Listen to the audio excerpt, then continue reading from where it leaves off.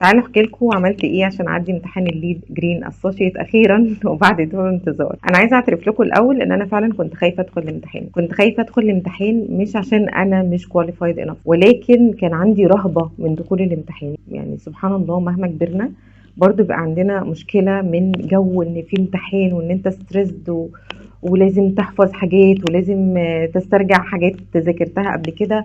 فالموضوع اخد معايا وقت طويل جدا، تجاوز ال3 سنين للاسف علشان ادخل امتحان فعليا. فمتخيلين ده وقت طويل جدا. انا اتفاجئت بيه لما كنت براجع بدايه ما اخدت القرار ان انا ادخل الامتحان، لقيت انه ايه ده عدى وقت طويل جدا وانا لسه ما دخلتش الامتحان ليه. يعني الموضوع كان بالنسبه لي كبير جدا، لانه انا بدات رحلتي مع التصميم البيئي من 2006. بدات دبلومه في جامعه القاهره بعد التخرج، وعرفت الليد والبريم وكل المعايير التقييم البيئيه من بدايتها. يعني الليد ده انا عارفاه من اول فيرجن 1. لو انا ما دخلتش الامتحان طيب مين اللي هيدخله؟ يعني ثقه في اللي كفاءه يعني. ولكن فعلا بعترف ان انا كنت خايفه ادخل الامتحان، وده كان مسبب لي ازمه نفسيه، لان حاسه ان ورايا حاجه كبيره جدا وخطوه لازم اخدها، وانا عماله اجلها اجلها اجلها، لان حاسه ان انا مش مستعده نفسيا ان انا ادخل الامتحان فعلا. انا كنت اوريدي مذاكره، يعني عندي النولج، بس كنت خايفة من حتة ان انا مش عارفة احفظ كويس. كان في مفاهيم كتير لازم تتحفظ، كان في ارقام اكواد، كان في اسامي اكواد، في حاجات معينة فيها سنين لازم تتحفظ، ده اتعمل سنة كام وده اتظبط سنة كام وحاجات زي كده. فكان لازم الحاجات دي كلها تتحفظ، فكان عندي ازمة. فانا هنا بقى جاية عشان اسهل لكم الموضوع شوية واقول لكم يا جماعة ما تخافوش، وفعلا الموضوع ابسط مما يكون، وانا كنت مدياله حجم اكبر من حجمه بكتير جدا. فاللي عايز يخوض تجربة الليد جرين اسوشيت هيتبع معايا بعض الخطوات اللي هم 4 أو 5 خطوات بالكتير جدا. الموضوع بجد يعني مش محتاج ان انتوا تحملوه اكتر من ال4 5 خطوات دول. الخطوة الأولى، أو بمعنى أصح الغلطة الأولى اللي أنا وقعت فيها ومش عايزاكوا تكرروها، إنه أنا محددتش ميعاد الامتحان من الأول. أول ما أخدت القرار من 3 سنين كان المفروض إن أنا أحدد ميعاد الامتحان، مش بس أدفع الفلوس على الموقع USGBC، ولكن ان انا كمان احدد ميعاد الامتحان. ان انا عارفه ان انا عندي امتحان يوم كذا، انا امتحنت في شهر فبراير، فكان لازم احدد ان انا الميعاد الامتحان بتاعي يوم كذا فبراير، ما اجلوش. ليه بقى؟ لان انا لما ما حددتش ميعاد الامتحان تماديت واخدت راحتي وانشغلت في حاجات، ورجعت اسيب المذاكره واروح ارجع تاني اذاكر، فالموضوع طول معايا. بعدين لما لقيت الموضوع بيمط مني، انا بدات ان انا اقول لا، انا لازم اخد خطوه جديه ناحيه الموضوع، ودفعت الفلوس على موقع USGBC، ولكن ما حددتش ميعاد الامتحان تاني. وكانت النتيجة ان انا قعدت سنة كاملة لغاية لما حددت ميعاد الامتحان. انتوا عارفين لما بتدخل تدفع الفلوس بتاعة USGBC بتديك سنة ان انت تقدر ان خلال السنة دي تدخل او تحدد ميعاد الامتحان. لما انا ما حددتش ميعاد الامتحان اتفاجئت ان عدت السنة، وان انا خلاص كانت الدنيا بتضيع مني حرفيا، وان انا لازم ادخل الامتحان في شهر 2 والا فلوسي هتروح عليا. فانا اتحديت نفسي وقلت لا خلاص، حددت ميعاد الامتحان قبلها بشهر، وبدات اخد الموضوع بشكل خطوات تطبيقيه فعليه، ان انا خلاص داخله الامتحان مهما كانت النتيجه. تاني حاجه، انت ما تشتغلش على الحفظ خالص. انا لما دخلت الامتحان اكتشفت انه الحاجات اللي كانت محتاجه حفظ جات لي قليله جدا جدا، يعني اللي هم يتعدوش 10 اسئله. اللي هو انا ذهلت. الامتحان كان شغال على الفهم اكتر حاجه، فاشتغل على الفهم كويس جدا. هنشتغل على الفهم ازاي؟ اولا ان انت تاخد كورس مع حد يكون بروفيشنال، ويا ريت لو يكون ليد AB، مش بس ان هو اخد ليد GA وبيديك الكورس ويقول لك تجربته. مش كفايه خالص، لازم يكون راجل اشتغل بايده، او ست عادي يعني، يكون اشتغل بايده وطبق في مشاريع فعليه وعنده النولج كامله. مهما كانت النولج عندك كويسه جدا في موضوع التصميم البيئي والاستدامه والحاجات دي، لكن مذاكره الليد فيها مفاهيم ممكن تكون ما قابلتهاش، لان احنا ما بنشتغل في حاجات تطبيقيه، مش كل حاجه بنقابلها ومش كل حاجه بنحتك بيها. فاتس اوكي ان احنا يكون في حاجات لسه ما تعرضناش ليها. لازم تذاكر من مصادر موثوقه. يا ريت لو كتاب بتاع USGBC نفسهم اللي منزلينه للليد جرين اسوشيت، ده هيكون اكتر حاجه موثوق فيها ممكن تذاكر منها.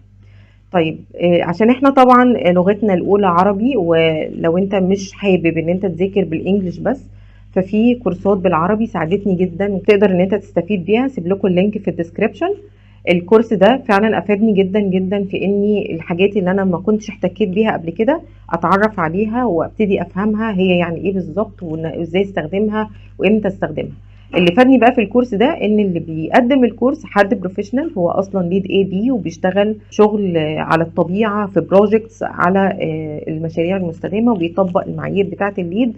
اي نعم الليد جي اي هو بيشتغل معاك بس على المفاهيم وانك تكون فاهم، بس لو اللي هيفهمني هو اوريدي ما اشتغلش بايده فمش هينقل لي خبرته في الحته دي، وبالتالي مش هقدر افهم، انا برضو هاخد منه المعلومه اللي هحفظها اللي انا كان ممكن اخدها من كتاب. فلو هتاخدوا اي كورس لازم يكون من حد بروفيشنال، على الاقل يكون ليد اي بي ويكون اشتغل في مشاريع حقيقيه بنفسه. طبعا ممكن ما ناخدش المعلومه من مصدر واحد، احنا هناخد المعلومه من كورس بالعربي يسهل لنا شويه المفاهيم ويساعدنا في ان احنا نفهم الحاجات اللي ممكن ما نفهمهاش من الكتب، زائد ان احنا لازم نقرا كتاب واحد على الاقل. انا برشح جدا الكتاب بتاع اليو اس جي بي سي نفسهم، لانه اولا مصدر موثوق فيه جدا، ثانيا فيه كل المفاهيم، فيه كل التبس، فيه كل الحاجات اللي انت ممكن تكون محتاجها ومش هتلاقي اي معلومه مغلوطه. فدي بالنسبه للمصادر، فدي كانت اول نقطه مهمه ان احنا نشتغل على نقطه الفهم. تاني حاجة ازاي اشتغلت على مشكلة الحفظ اللي كانت عندي واللي كانت مخوفاني ومعطلاني ان انا ما ادخلش الامتحان. طيب انا عرفت ازاي ان انا مش عارفه احفظ؟ ان انا كنت بحاول ادخل امتحان تيست بحيث ان انا اختبر مدى النولج اللي عندي، وكنت دايما ما بزيدش عن 60 من 100.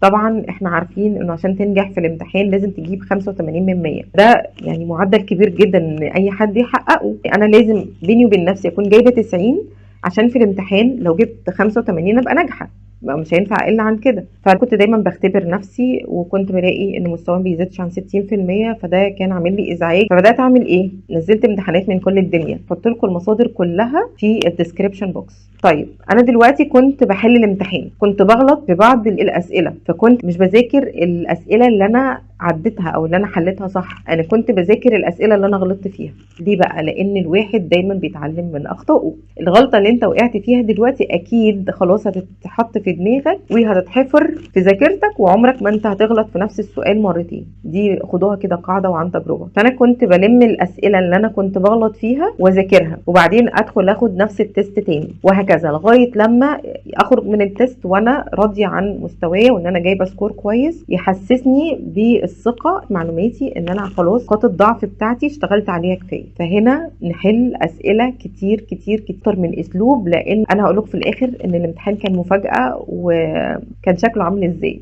رابع حاجة مهمة جدا جدا جدا ان انت تتعلم ادارة الوقت وانت بتحل الاختبار. حل الاختبار كأنك في الامتحان. في بعض الانستراكتورز منزلين امتحانات، برضو انا هحط لكم الامتحانات اللي انا حليتها في الديسكريبشن بوكس، تقدر ان انت تدخل كأنك جوه الامتحان بالظبط، يعني تشغل الاكزام مود وتبتدي ان انت كأنك جوه الامتحان، قدامك ساعتين لازم تخلص فيهم الاسئلة كلها. المفاجأة ان انا كنت بخلص الاسئلة كلها في اقل من ساعة، بس في الامتحان لا، الموضوع مش كده خالص. فانت لازم تدرب نفسك ان انت على الاقل في خلال ساعة او اقل تكون مخلص الامتحان، عشان جوه الامتحان انت يدوب الساعتين هيكفوك. دي كانت مفاجأة بالنسبة لي، ما كنتش متوقعة ان انا هقعد الساعتين كاملين. انا قلت انا هخلص في نص الوقت، لا انا قعدت الساعتين كاملين وانا بحاول اراجع واحل الامتحان وابص على الحاجات اللي انا مش متأكدة منها، لانه فعلا الامتحان مش عايزه اخوفكم، هو بيبقى صعب بس مش بالصعوبه اللي تخلينا ما ندخلش الامتحان. اخر حاجه عايزه اكلمكم فيها بقى هو الامتحان نفسه. الامتحان كان صعوبته مش في انك مش فاهم او مش حافظ، بس كانت صعوبته في اللغه نفسها. يعني لغه الامتحان اللي بيخاطبنا بيها اللغه الانجليزيه، اللغه بتاعته كانت صعبه، ومهما كنت بروفيشنال في الانجليش انا كنت شايفاه صعب. يعني في الامتحان انت بتختار اللغه اللي هيجيلك بيها الامتحان، اللغه العربيه مثلا، بس هو اوريدي الامتحان نفسه بالانجليزي، فبيجيلك اللغه الثانيه لغه عربي. عايزه اقول لكم ما تعتمدوش على الترجمه خالص، لان الترجمه ما افادتنيش باي حاجه. الترجمه كانت سيئه جدا لانها ترجمه حرفيه، فمش بتقولك السؤال عايز ايه بالظبط. انت هتبقى مشتت ما بين الكلام اللي بالانجلش، السؤال بالانجلش والسؤال بالعربي، والاجابات بالانجلش وبالعربي. فانا نصيحتي ليكم انه ركزوا مع حاجه واحده، يا انجلش يا عربي، وغالبا هيكون انجلش لان طبعا احنا بنذاكر المصادر بالانجلش وكل حاجه بالانجلش، فهيكون اسهل لك ان انت تركز مع السؤال اللي بالانجلش اكتر ما تركز مع ترجمته بالعربي. الا اذا في حاجه كانت انت مش قادر تستوعبها، فتبص على الترجمه العربي يمكن تكون مفيده بالنسبه لك. فانا كانت مشكلتي الحمد لله الانجليش بتاعي كويس جدا، ولكن كان في حاجات انا مش قادره استوعب السؤال عايز ايه. فكنت بقول لنفسي دول اكيد ال 15 سؤال اللي هم مش بيبقوا سكورد، فخلينا نخش على السؤال اللي بعده. فعشان كده ما كنتش بحاول ان انا اتوقف عند الاسئله الصعبه او اللي كانت مبهمه بالنسبه لي، اللي انا مش قادره استوعب السؤال عايز ايه. فده حصل حرفيا معايا، ما اعرفش ده من التوتر ولا من الضغط ولا من ايه بالظبط، ولا هو فعلا الامتحان جالي، لانه اكيد الامتحان اللي هيجي لي غير الامتحان اللي هيجي لك. لغته كانت صعبه، كنت بحاول اسكيب واخش على السؤال اللي بعده، وبعدين في اوبشن ان انت تعمل فلاج على السؤال اللي انت مش متاكد منه، بحيث ان انت ترجع له بعد ما تخلص. في حاجه مهمه جدا لما بنيجي نحل الاسئله الاختبارات واحنا قاعدين في البيت، طبعا احنا بنحل الاختبار مره بنجيب فيها سكور قليل، فبترجع تحل الامتحان تاني. فلما بتحل الامتحان تاني خلاص انت بتبقى عارف مكان السؤال واجابته اللي انت اخترتها قبل كده ايه، والسؤال اللي غلطت فيه خلاص انت عرفت الاجابه، بتبص على الاجابه اوتوماتيك. يعني انا كانت عندي مشكله وانا بحل الاسئله مع نفسي، ان انا كنت بقرا بدايه السؤال واحس ان انا خلاص عرفت الاجابه. لا، اقرا السؤال من اوله لاخره، والاجابات اقراها من اولها لاخرها، واقراها مره واثنين وثلاثه علشان تحس ان انت فعلا متاكد من الاجابات. في تب موجوده في الكتاب بتاع الليد جرين اسوشيت، وهي حقيقه فعلا محدش يتجاهلها، انه اول اجابه هتيجي في دماغك هي دي الاجابه الصح. عن تجربه، في حاجات كده بتحس ان انت لا انا حاسس ان الاجابه دي هي الاصح، بالرغم ان الاجابه الاولانيه اللي جت في دماغك هي الاجابه رقم واحد، بس انت حاسس ان الاجابه رقم اتنين هي الصح. لا يا جماعه، اختاروا رقم واحد. بس طبعا لازم نكون مذاكرين كويس ومتاكدين من اجاباتنا، او متاكدين ان احنا فاهمين كويس الماتيريال، بحيث ان الاجابه اللي تيجي في دماغك اول حاجه تبقى هي دي الاجابه الصح. يعني تكون التب دي نفع، مش ان انا بقى ايه مذاكر نص نص او مذاكر اي كلام وبعدين بقى ايه استفتي قلبك. مش هينفع، لازم انت تكون مذاكر كويس ومستعد كويس وفاهم كويس علشان تبدي تتنفذ معي. اول اجابه يا جماعه هتيجي في دماغكم هي الاجابه الصح. ففي بعض الاسئله اللي انا كنت يعني مش مستوعباها او مش متاكده ان انا فاهماها كويس، كنت بقرا الاسئله وبقرا السؤال اكتر من مره وبشوف ايه الاجابه اللي انا حاساها ان هي دي الاجابه الصح، وكنت بختارها. لان ما عنديش اوبشن تاني، انا مش عارفه السؤال ده، يعني مش هبد، مش هقول ان انا هبت يعني، بس انا خلاص ما عنديش اوبشن تاني غير ان انا اختار الاجابه المنطقيه. دي حاجه تانية، او الاجابه الاقرب لقلبي. انا حسيت ان الاجابه دي هي الاقرب لاجابه السؤال او لمعنى السؤال، فخلاص اعتمدتها، لان ما عنديش اوبشن تاني وانا لازم اخلص قبل ما الوقت يخلص. الاجابات المنطقيه، انا جالي سؤال غريب جدا بيتكلم عن الترميم، وايه هي نسبه الترميم من المشروع. نسبة الترميم بتساوي كذا زائد كذا، او كذا في كذا، حاجة زي كده يعني. انا عمري ما شفت حاجة زي كده في الماتيريال اللي ذاكرتها، يعني ذاكرت من اكتر من مرجع، بس للاسف ما قابلنيش حاجة زي كده. ممكن تكون كانت موجودة وانا ما اخدتش بالي منها، او هي مش موجودة اصلا. كان سؤال فعلا غريب يعني. فانا شغلت التفكير المنطقي، يعني هي كانت معادلة وانت المفروض ان انت تقول كذا يساوي كذا زائد كذا، او حاجة زائد حاجة، او حاجة على حاجة. فانت بتشوف ايه اكتر معادلة كانت قريبة من الحل السؤال ده. الحمد لله في الاخر انا جبت سكور كويس جدا ومرضي جدا بالنسبة لي. بعد 24 ساعة تقريبا بتتبعت لك الشهادة عن طريق الايميل، وخلاص بتتأكد ان انت جبت سكور اللي انت ان شاء الله الحمد لله عديك من التجربة الجميلة دي. وفي الاول في الاخر انا مش عايزاكم تقلقوا، لانه الليد جرين اسوشيت هو بس بيتست المعلومات اللي عندك، وان انت على درايه كافيه بالمفاهيم بتاعه الليد جرين اسوشيت ولا لا. وهو زي كانه تمهيد للليد اي بي. فالليد اي بي بيكون تطبيقي وبتشتغل بايدك اكتر، فانت مش محتاج اكتر من انك يكون عندك البيزك نوليدج اللي انت بعد كده هتحتاجها علشان تكمل عليها مذاكره الليد اي بي. فما تخافوش. واول حاجه لازم تعملوها ان انتوا تحطوا جدول زمني، لان انا هذاكر لمده مثلا 3 شهور، وبعد 3 شهور انا همتحن، وتحدد ميعاد الامتحان شهر 4 اهو. فمثلا انا همتحن على شهر 6 او على شهر 7، يبقى يوم 1/7 او يوم 5/7 او يوم 6/7. لازم اكون محدده اليوم ومسجلاه، وخلاص الدنيا تمام. حاول ان انت تركز على حاجه مسموعه زي كورس مثلا، وحاجه مقروءه زي الكتاب بتاع الUSGBC. بالنسبه للامتحانات، فانا بصراحة لو هيرجع بيا الوقت كنت هشتري الامتحانات بتاعت اليو اس جي بي سي نفسهم، لانه لغة الامتحان او لهجة الامتحان اللي بيخاطبنا بيها مختلفة عن الامتحانات اللي الانستراكتورز التانيين بيحطوها.